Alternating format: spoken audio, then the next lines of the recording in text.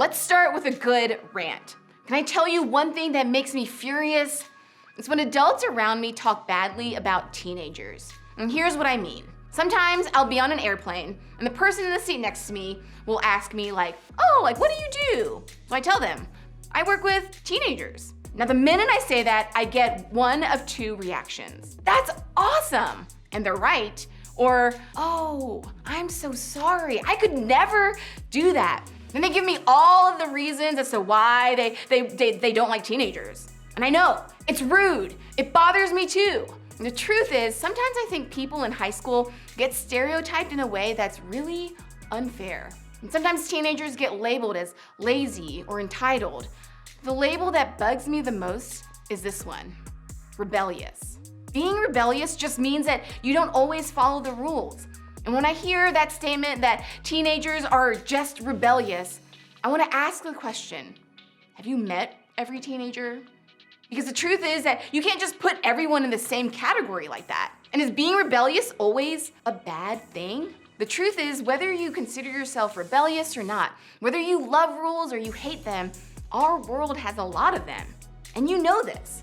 School is full of rules, like you can't run in the hallways, you can't FaceTime people in other classrooms, and you're not allowed to go off campus for lunch. There are probably some rules at your house having to do with your curfew, time you spend on your phone, or cleaning up after yourself. These rules are pretty obvious, but then there are the unspoken, unmentioned, but everybody still knows it rules, like you don't respond to a text message by calling someone, like ever.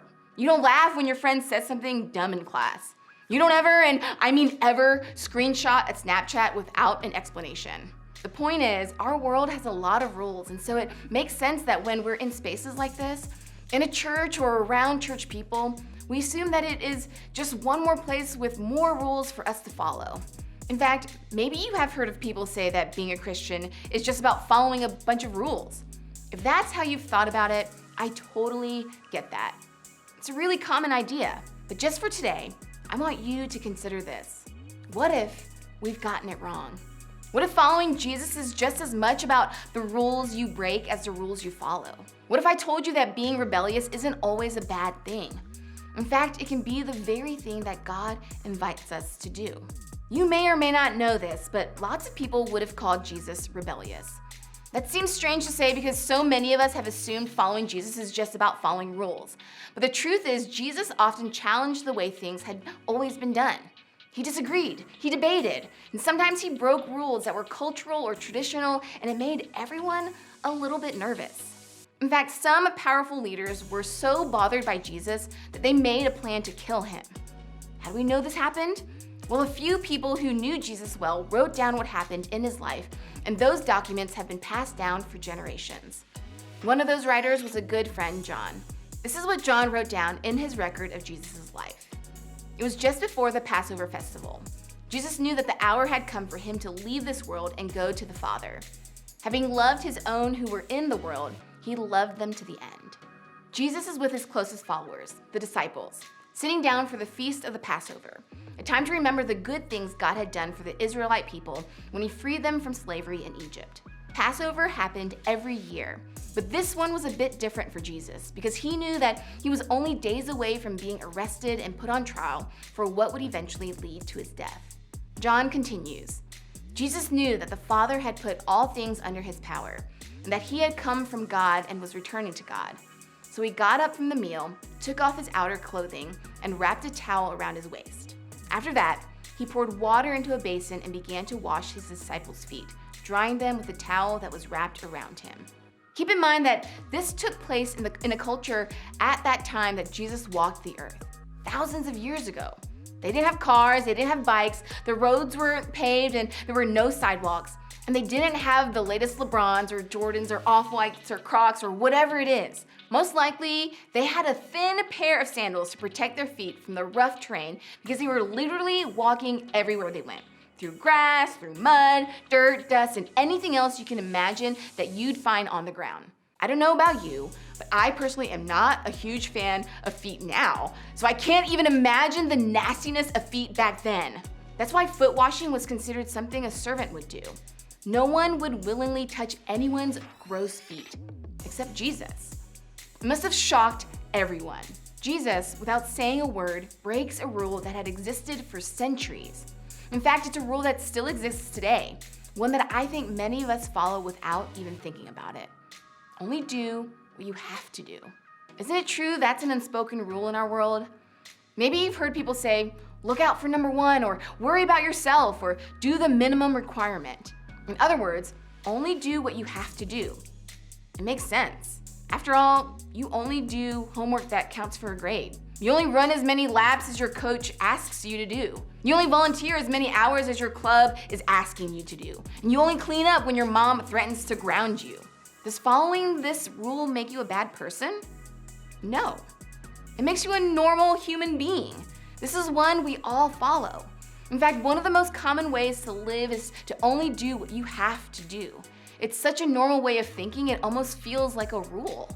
That's what makes Jesus' feet washing so remarkable. This was more than just doing something nice for his friends. Washing feet was going beyond what a normal human being would do. It wasn't required, it wasn't expected, it wasn't the way we do things. In one of his last days on earth, Jesus did the opposite of what everyone would have considered normal.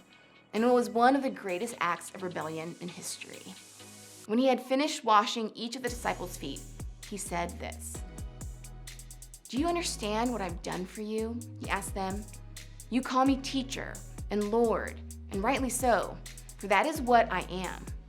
Now that I, your Lord and teacher, have washed your feet, you also should wash one another's feet. I've set you an example that you should do as I have done for you. Very truly, I tell you, no servant is greater than his master, nor is a messenger greater than the one who sent him. Now that you know these things, you will be blessed if you do them. This was how Jesus rebelled.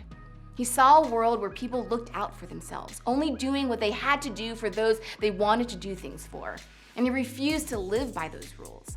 In other words, he rebelled in a way that honored God. He challenged what was normal or expected in a way that served others. He served people like him and people who were nothing like him.